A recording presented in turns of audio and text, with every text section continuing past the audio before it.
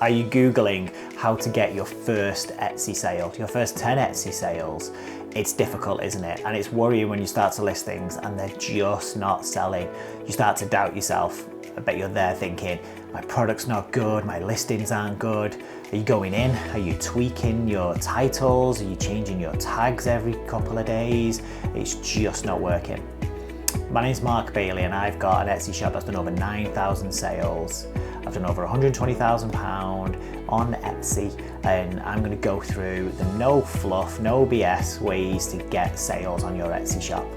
Etsy gets a mixed bag of reviews. Some people say it's too expensive, some people say the sales just aren't there anymore, and there's a lot of things you've got to take into account. However, in my opinion, out of all the marketplaces that I've been on, Amazon, TikTok Shop, Pinterest, Facebook Marketplace, Shopify, Etsy is the only one that is consistent.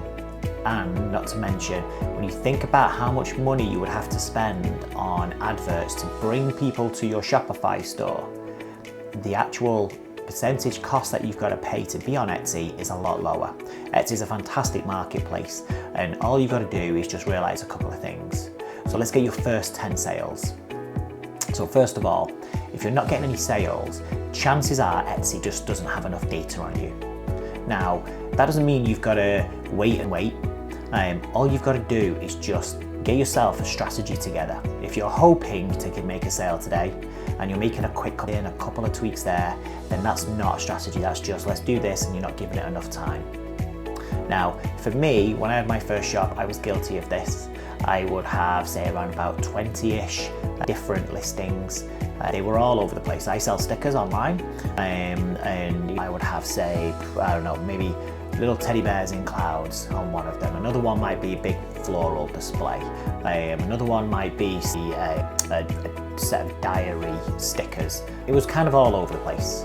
So I stopped, and this is a really good exercise for you to do. I got a big piece of paper and I just wrote down in the middle what it was I was selling. And then I branched off as many different ideas for different areas that I could do. So for me, I was like nursery stickers. That branched off into boys' nurseries and girls' nursery bedrooms. And then it was older children. What kind of stickers would they like? The next thing then was going to be, say, what did I do next? I did my mind has gone blank. I then did diary and organizer stickers. Then from that, it was going to be printable wall art, then it was going to be framing, and then it was going to be digital downloads. There was then things for school teachers to give reward stickers out. I did all of that. And then what I did was I chose one area and I committed, right, I'm going to do, and for me at the time, because I had the time to do it, I committed I was going to do 5 listings per day. And those 5 listings were going to be for that one category, nothing else. Now, I didn't know what I was doing at the time, but what I was doing, I was feeding the algorithm and letting Etsy know that, look, if anybody is looking for, say, nursery stickers, I'm the one to come to, because look at how many I'm putting up. I'm the specialist in nursery stickers. And what Etsy was doing was testing the water with me. Somebody would type in, girls' nursery bedroom, wall stickers, decal, decor, whatever it was. And so I would show up. Now you can do the same thing.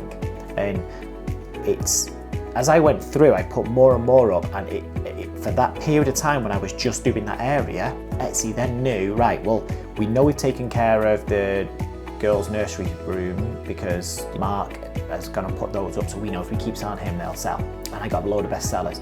Then I started to focus on 5 listings a day for, say, organizer stickers.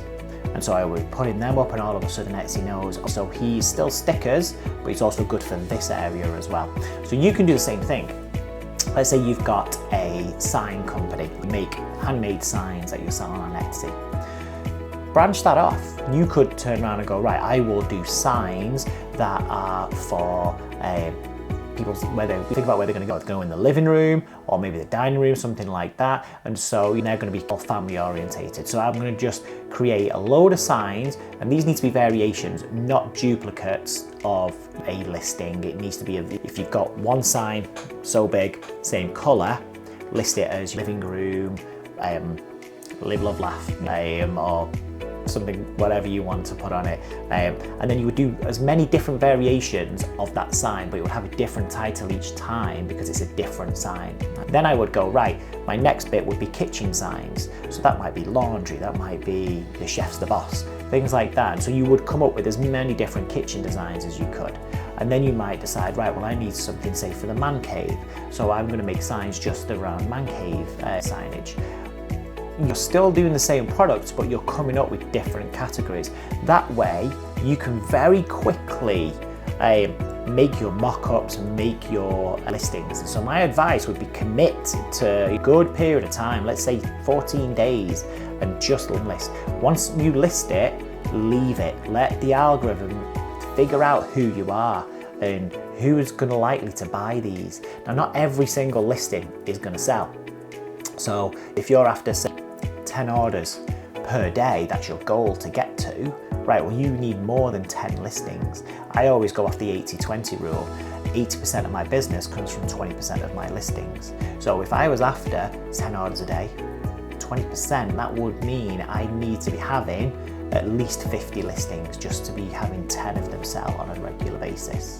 And so that's what we need to do is to get those listings out. For me, I haven't seen any difference in having a magic number where you need 100 listings and then the algorithm finds you, or 1,000 listings and the algorithm finds you. We've got multiple shops, all with different numbers of listings. My current shop at the moment used to have 293. I've taken that right back down to 66, and I'm getting more sales than when I had the 293 listings. So, but I think the key thing is Etsy rewards activity. And so if you can go on and be consistent, now let's say you can't do 5 listings a day, that's okay. Can you commit to 1? If so, how do you speed yourself up so that you can get that to, say, 2 listings a day and show up every day and just do it? I promise you do this, you will see sales coming through. Now you might think, how can I be so confident you'll see sales coming through? There is a market for everything. The piece of equipment I bought to make my stickers was the wrong piece of equipment. It is massive and it is hugely over-engineered for what I actually need it for. I bought my big sticker machine and it's 3.2 meters long. I thought I would be selling tons of big murals and printed wallpaper and things like that. It turns out my best sellers are small A4 sheets, so I could have done that with a much smaller printer. And should my printer ever go down, I wouldn't replace it, but I would be getting a smaller printer. Now, because of that, I had that massive cost at the beginning, which came with huge bills.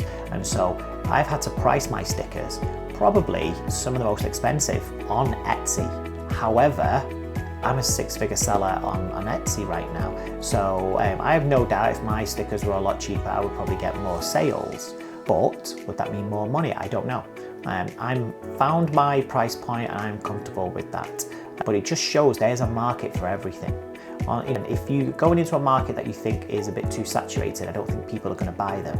Stickers is massively oversaturated. I like to think about the bread aisle when you go to the supermarket. You go down the bread aisle, how many different varieties of bread are there?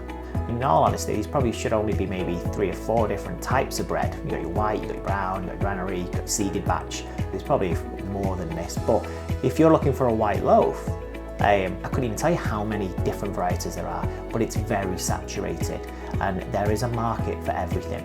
You will have your favorite type of loaf and you'll never touch anything else, and people will have a different favorite and they won't touch the one that you're going for. So there isn't a case of it being too saturated. What Etsy rewards is activity. So I know if you go and you show up every day and you just keep listing, you will get sales coming through. So don't give up. It took me a while to get mine, and I wish I'd known this advice right at the beginning because I would have done it very differently. But once I committed and started just listing, that was my job. I wasn't getting orders coming through. Now, this is the other thing as well.